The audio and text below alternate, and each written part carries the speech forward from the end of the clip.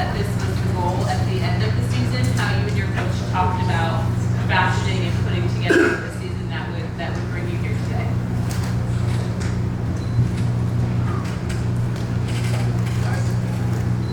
You can start.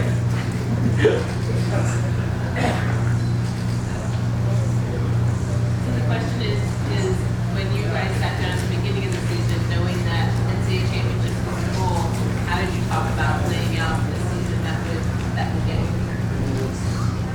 We just decided to do 3 races and beat each race as a stepping stone to ultimately make the ultimate goal here. Yeah, I don't know if I had a laid out plan, but it was just heavy commitment to heavy training, great workouts, just like up until this point. Yeah, I guess nationals is always like the end goal every year, but we try to focus on the day-to-day and trust the process and be really present like in the moment. Take every workout with intention and yeah, just try to get the girls ready for the end of the season. Open it up. Yeah, so my question is for all 3 of you. So what does it mean to be able to represent women's sports here at the Crosss Country Championships? Yeah, I can start. I think that we're in a new era of the NCAA with great individual rivalries and like great team rivalries, and to be at like to make women's sports like so competitive and so exciting. It's a great era to be in, and to represent yourself as an individual and represent your team has been like a really exciting opportunity. I'm sure all of us like could agree on that, but it's been fantastic. Yeah, I have to agree. Women's sports are thriving right now, and I think my favorite thing is like when someone from like a little girl from like middle school or high school comes up to me and says like I inspire them. It really does make my day. So it's really cool to be able to represent like women's sports and kind of inspire the younger generation.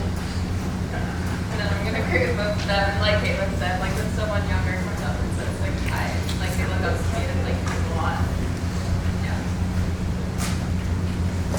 Yeah, Jonathan Gold, let's round the question for Katelyn. Can you tell me how you approach this season? Is it different from how you approach the 2022 season, given your track season went a little longer this time, debuted a little later in the season this fall? Yeah, so since the track season went a little longer, we kind of just decided to wait to open up. I missed the first meet, and going into the season, I was only going to race conference and nationals, but then we kind of switched the plan. I ended up running regionals and Honeycomb. So yeah, the plan was just to kind of like delay everything since I took my break a little bit later in the summer. Why did you switch the plan? So I kind of just wanted to race Honeycomb because it's a fun one, and the girls were really excited, and I knew if I wasn't racing, I would feel like I was missing out. So I asked Coach to race that one. And then, yeah, at regionals, we just thought it would be better for the team to rest some individuals. So I decided to line up so others could rest.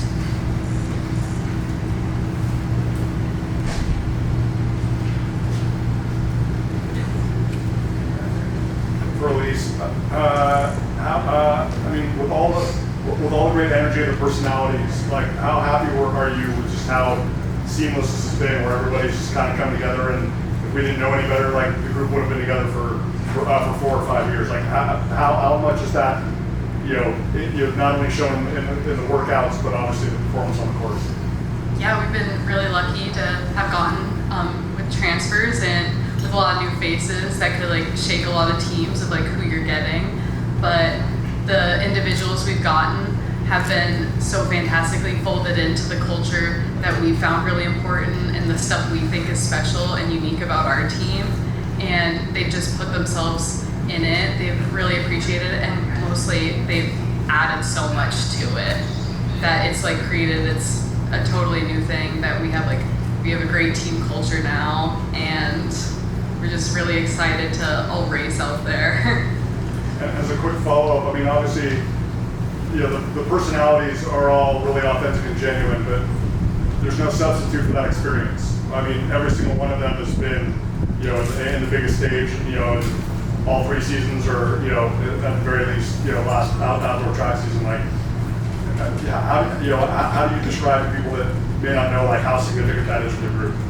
Yeah, I think we're very lucky. We're on a very genuine team.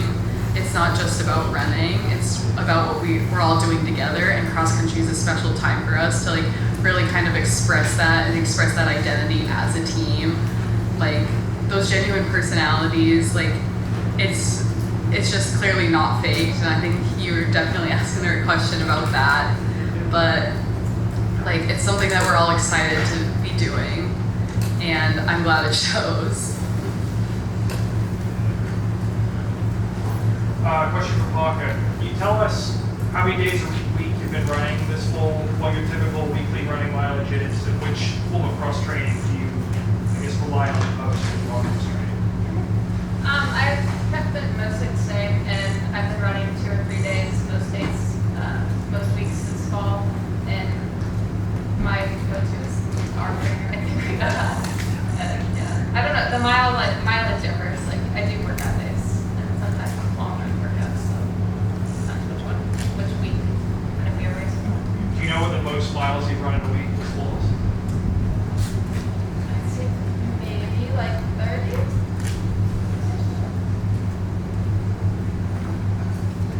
Corey Mull, FloTrack Conflict. This is for all 3 of you. Does it get any easier being in this position here at NCAA's? You've all been here before. When it comes to mental focus, preparing for the day, understanding like what it takes to actually like have success on that day, does it get any easier, or has it gotten any easier for you? Katelyn. Yeah, I don't think it gets any easier. You kind of just get used to it and rely on your circle and your people to kind of help you through it. But yeah, I guess experience does help, but yeah, just trying to manage our emotions like this time of year. I guess with experience it gets a little easier to do that, but the race itself and the process doesn't get any easier.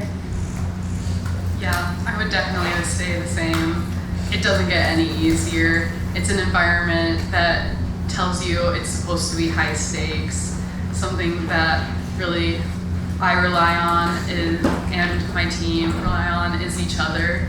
And we're really ready to look at this like anything else, because that's putting a solid performance out there is the best thing you can do at this meet. And then yeah, I would just say we're just trying to take it just as another race and take the pressure as a privilege and just try to see the positive in everything.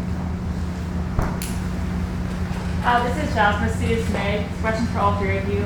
How do you balance your individual goals with your team aspirations?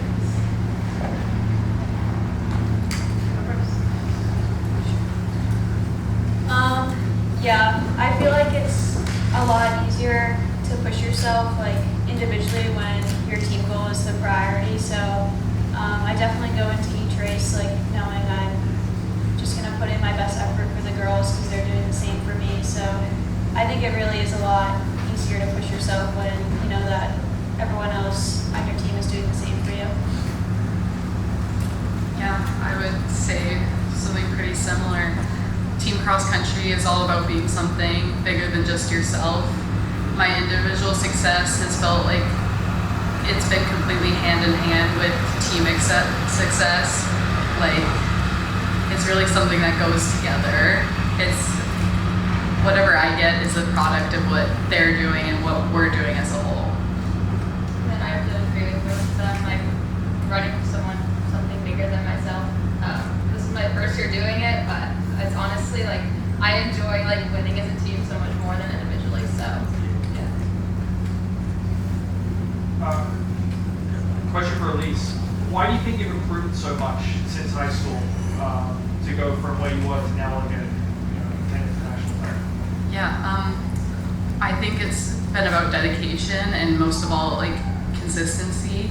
I've had a part of my career where I didn't really know what I wanted from college athletics in college, like cross country or track, and I just like slowly through my career I found more and more what I wanted. So I defined that, and then I defined consistency within that goal. And like I said in like the last question, it's been completely a product of the people and the coaching that I've been in. Like it's total environment, and I've been very lucky for that. But it's really about defining what I wanted and the consistency behind it. So Elise, you ran here back in September. So what are your takeaways from that experience, and how do you think that impacts your race plan going into tomorrow?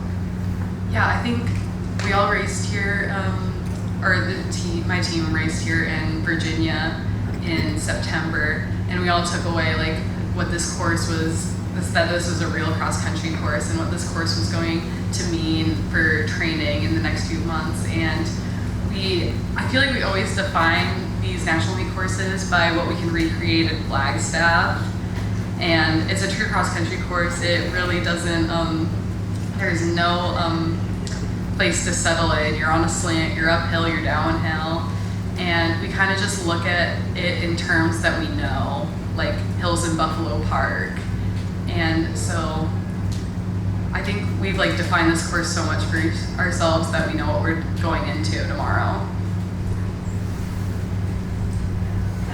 Could you each share what you're studying in school and if there's been any benefit to your running career because of what you're learning? That's an interesting question. I'm studying business, so I'm the businesswoman on the team. That's my answer to the question. Yeah, I'm doing strategic communication with an emphasis in PR, and it's the business equivalent of communications.